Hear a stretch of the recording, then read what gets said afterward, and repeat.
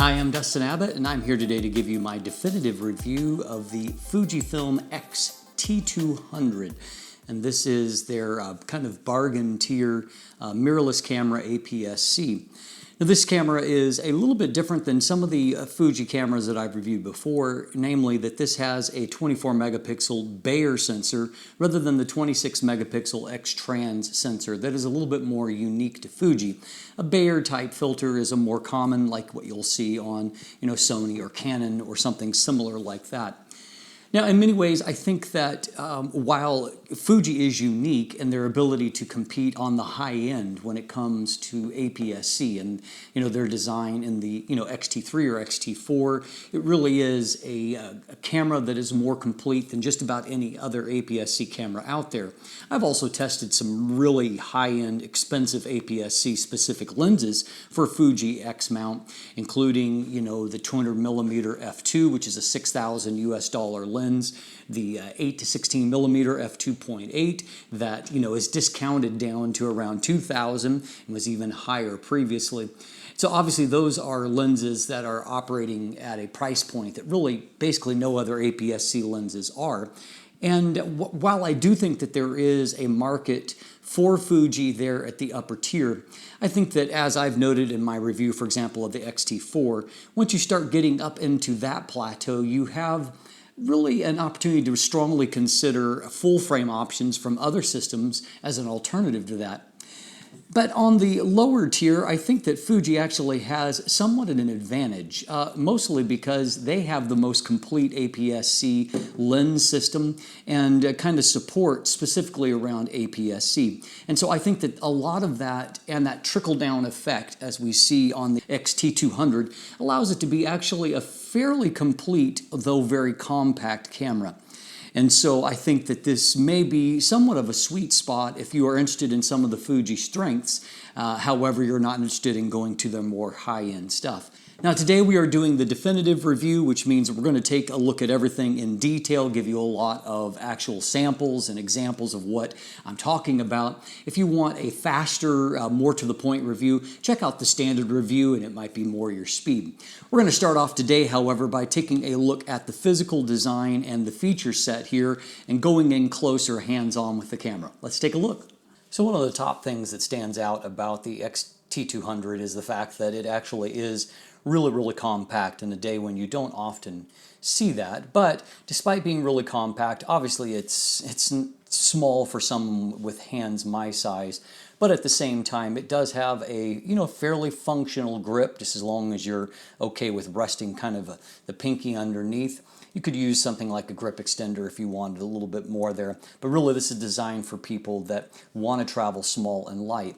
Now our physical standout here is this truly massive touchscreen LCD, which really occupies a good chunk of the real estate of the back of the camera. This is a 3.5-inch screen, which is huge for this size, and it's also nice resolution. It is 2.76 million dots of resolution, and so that makes it really extremely useful whether you're navigating menus where everything is nice and bright and detailed. Now you do have the ability now to control your menus via touch, and so it used to be you could just control your Q menu, but now even your basic menus you can control via touch. I do think that they might need to do a slight redesign. Your amount of screen space here per option is fairly small, and so maybe a slight redesign of the menu, with a recognition of the fact that all of this is now touch enabled. But certainly this is a nice step in the right direction. Now, one kind of odd thing when it comes to the menus is that when it comes to mapping out buttons, the two buttons back here are just left blank. And so there is no dedicated Q or quick menu button, so I've assigned that to one of these. And so, I mean, that's useful enough, putting it at a typical spot. But I think it would be more useful if they'd actually assign some kind of label, that you could remember. Sony will use like C1 and C2, and I think something like that would have been useful. I've assigned the second button to, assigning manual focus, continual AF, single AF, etc. as a part of that. Now, Fuji cameras are always known, for their physical controls. And while we do still have a number of physical controls here, I don't find ergonomically that things are, quite up to what I come to expect from Fuji bodies. First of all of the dials that are here, they're just not as smooth in operation as what I've come to expect from Fuji. And over here, for example, what looks like a dual level dial is actually, one of them is just a lever to release the flash up. And I will note, by the way, on the flash, it does pop up nice and high here, which, helps it to get up above a lens, which is a good thing. This actual dial here, however, it's not something you can assign to multiple uses. It is just there for choosing your various options for your basically picture styles. And so, I mean, you don't really have a lot of options for flexibility there. Neither do you seem to have the ability to change the basic values of these dials here. And so you have aperture up front, and you have, shutter back here depending on what mode you're in, or exposure compensation, kind of depending on, again, what mode you're actually in, but less flexibility for how you actually set those up.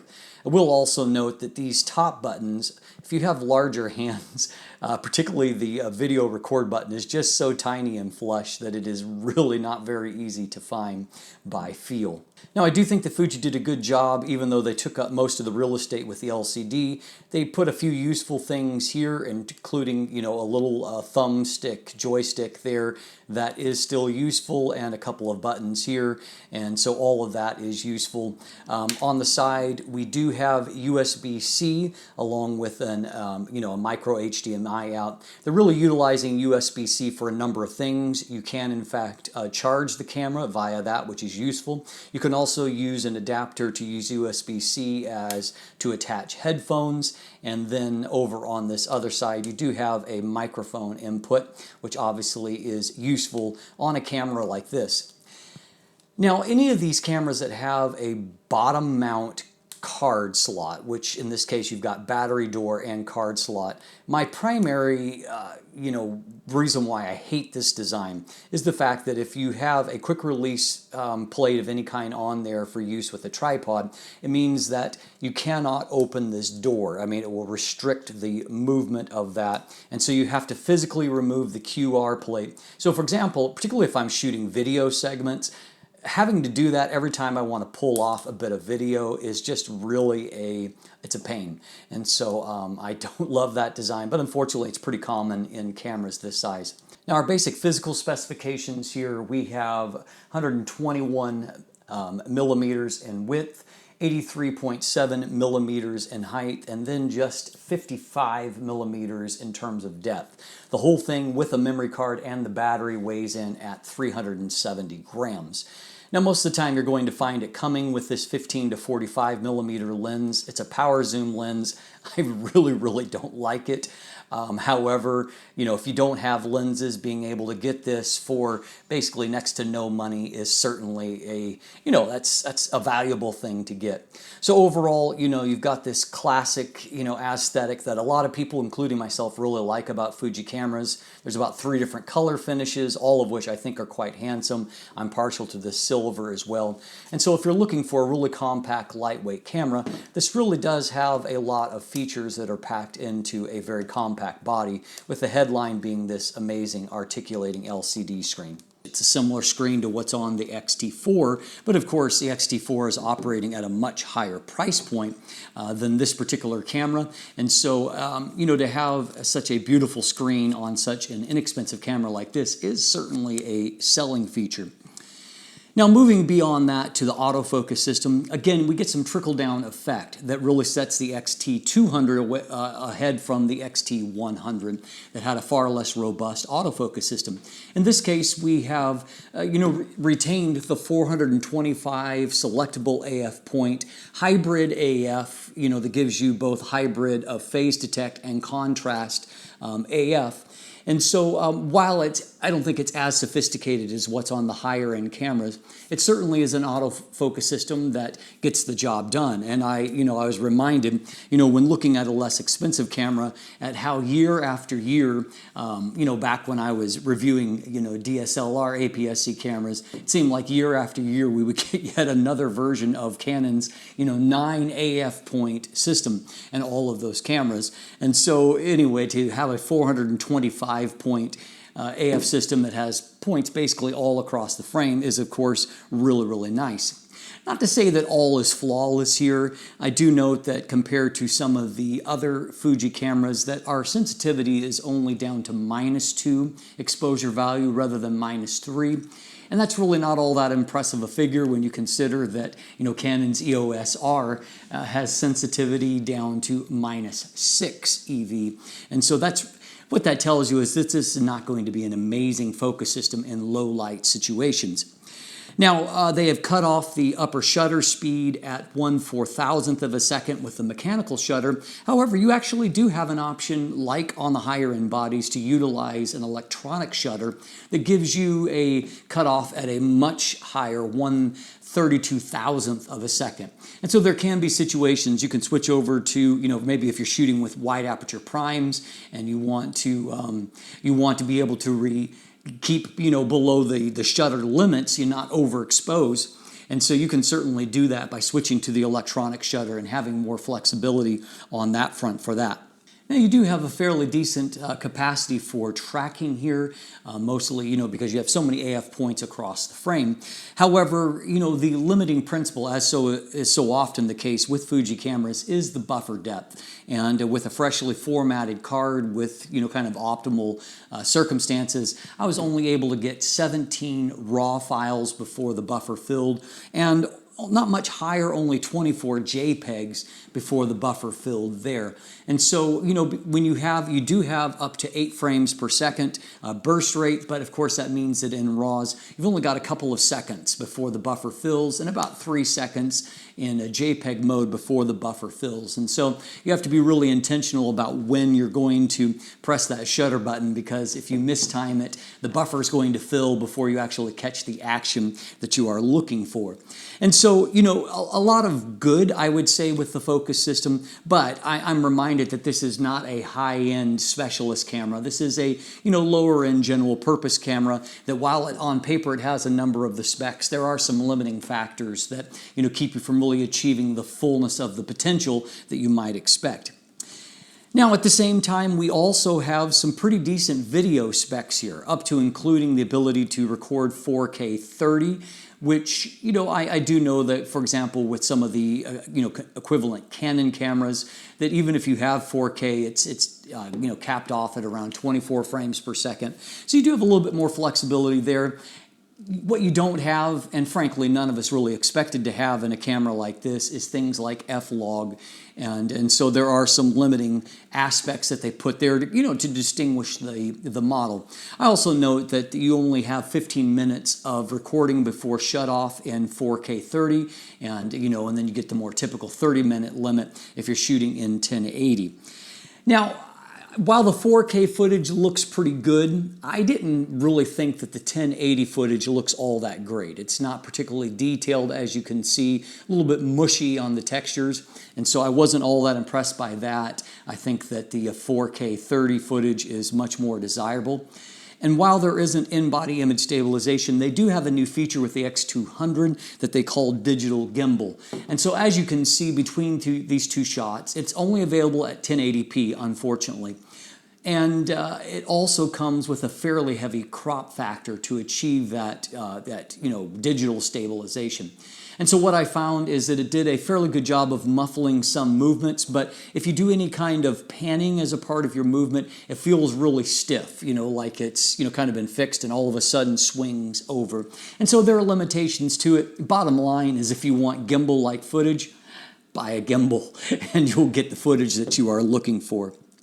So as I mentioned up top, we have a 24 megapixel Bayer sensor here. And so we're going to do a quick breakdown of the strengths and weaknesses of this particular sensor. Let's jump in and let's take a look.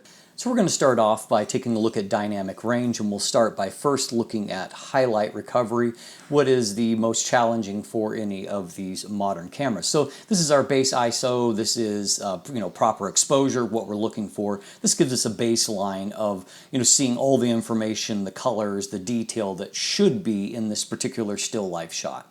So we have that base shot here on the left. On the right, we have a one stop of overexposure, and then we have recovered those highlights. We can see that no problems here with one stop of overexposure. The colors are still consistent here. Information is still there on the timer face, no problems. Now we can see that even at a two stop of overexposure, we are starting to lose a bit of color information here. And so just the evenness of the cover of this book is being lost, and just the beginnings of information that we're starting to lose. The timer face still looks okay, but here we can see that we're starting to lose some information that's not being recovered. Now by three stops of overexposure, we can really start to see the damage that is being done. We've got these hot spots that we've lost color information from. Here on the timer face, you can see that information is starting to be lost in both the color constancy, but also even in terms of some of the text and information that is being lost. Unrecovered highlights here on the book faces, and just information that is just being destroyed from being blown out and being unable to be recovered. Now by four stops of overexposure, we have a entirely unusable image. You can just see that it's just incapable of bringing back that information, and instead we just have a not very credible looking, looks like a shot that's been overexposed and unsuccessfully tried to recover. Now, of course, the trick up a Fuji sleeve is that if you go away from base ISO, which is 200 in this case, and you go up to ISO 400 on the X-T200, you can engage what's called DR200. And what happens is that the camera actually samples the highlights from the base ISO while getting the shadow information from the current ISO value. And so what that does is it gives you additional headroom, and so that you can actually recover highlights much more successfully. So in both of these cases, this is actually a three-stop overexposure. And so this is at base ISO, this is at ISO 400 with DR200 engage. And so we can see how much more information you're retaining. I mean, obviously much more information in the cover of the book. If we look at the timer face, you can just see we've got much better contrast, much more information that has been retained down in this kind of picture on the spine of the book. You can see how much more information has been retained. And so this obviously is a really, really useful feature that I strongly recommend you use if you're a Fuji shooter.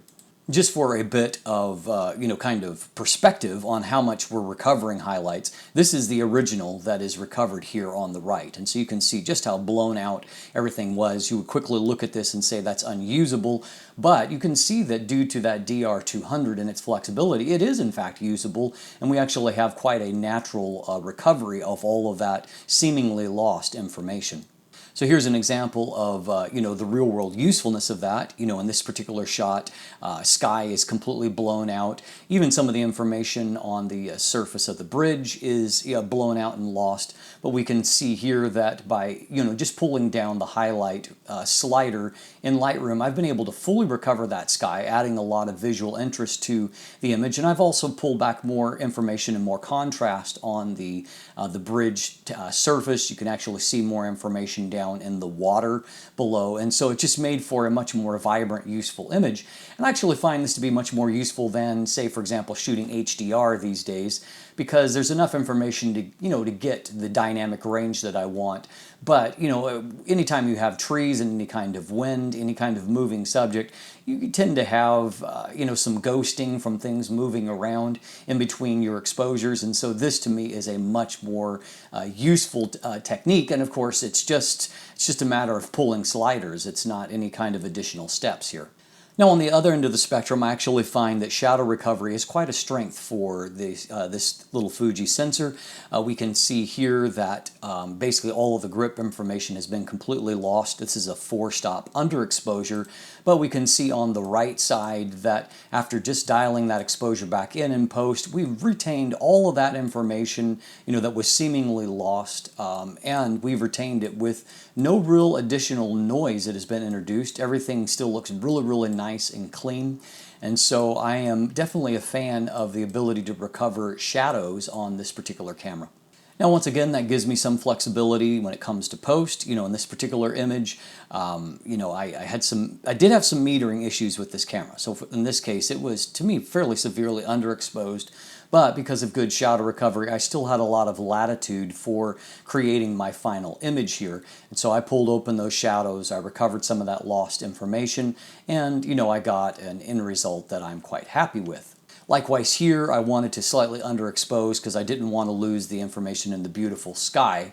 And so I was able to pull down that highlight information and get some of the unique colors that were there in the sky, the striations in the early morning. But then I was also able, through shadow recovery, to be able to, you know, expose my foreground here, this kind of marshy area, and the foreground foliage, and to reintroduce that information. And once again, I've got an end result that I'm quite happy with. Now, the X-T200 has an unusually restricted ISO range for a modern camera. Base ISO is only ISO 200, and max ISO is 12,800, so a much smaller range. And I think that Fuji is obviously elected to be quite conservative with this. But as we're going to see, they've done a good job of making basically that whole ISO range quite useful. So going up to ISO 400, we can see that everything looks as we'd expect, basically the same. Another stop up to ISO 800, and once again, everything still is looking nice and clean. At ISO 1600, there is just the beginnings of, you know, a fine amount of noise, but, you know, it's basically not even detectable hardly at a pixel level, so still perfectly useful. And note that contrast here on the grip portion of the camera, it all looks quite good. At ISO 3200, we're seeing just a little bit more of that noise, but it's really fine. It's not a deterrent to me really in any particular way. At ISO 6400, you can see we still have good, you know, color fidelity. We still have good contrast here in the grip, and we can see that while there's a bit more of that fine noise, it's not really anything destructive. So finally, at you know, ISO 12,800, we can see that there isn't any real discoloration. There's no kind of color banding or cast that has come into our shadow area. We can see still good information on our camera here. Color fidelity still looks quite good, and we can see that while the noise pattern has gotten a little bit rougher here in the shadows, it's really, again, it's more like a film grain. It's not particularly destructive. So overall, I would say that I would use the whole ISO range here without hesitation. Now, a lot of people like Fuji because of the colors, particularly for the JPEGs. Now, I'm more of a RAW shooter myself, and so maybe it impacts me a little bit less, but Fuji is popular among those that really like to dial in a certain JPEG look, you know, kind of a style that they have, maybe a film emulation, and so Fuji allows them to do that and to get really nice color right out of camera. And so while these are raw images, I think you can agree that the colors look good. They're, you know, rich without being oversaturated, and so overall I think that, you know, I can see why a lot of people do favor Fuji colors. So really, at the end of the day, I think sensor performance is actually pretty good here, you know, by utilizing the DR200 or even the DR400. If you take the, you know, the ISO value up even higher, you know, it gives you definitely more flexibility in terms of being able to retain those highlights, and so you can get nice dynamic range if you utilize that. You know, the ISO value is fairly constricted here, but frankly, it's usable all throughout it, and so I'll give them a pass on that. And of course, a lot of people really do appreciate the unique color that you can get out of Fuji bodies. And so at the end of the day, you know, while there are limitations here, you know, this is really a fairly complete little camera. Now, when it first came to market, not all that many months ago, it released at an MSRP with the, you know, the 15 to 45 millimeter kit lens, which, as I noted, is not much of a lens, but if you have no lenses, it's certainly better to have something than nothing. But, you know, it retailed at a price point of $799 US. And frankly, I think that that was a little bit high. You know, for one thing, you could move up to the much more complete X-T30, that, you know, just for the camera itself, but you could move up to that camera for $899 US. So only $100 of differentiating. And I think that Fuji agreed because it seems like they have established a somewhat permanent $300 price reduction. And so at $799, I feel like that was a bit overpriced. At $499, which the price is currently at the time of this review, I think that's a fantastic bargain for this camera. That's a lot of camera for 500 bucks, you know, particularly including a lens. And so I think that it becomes much more compelling.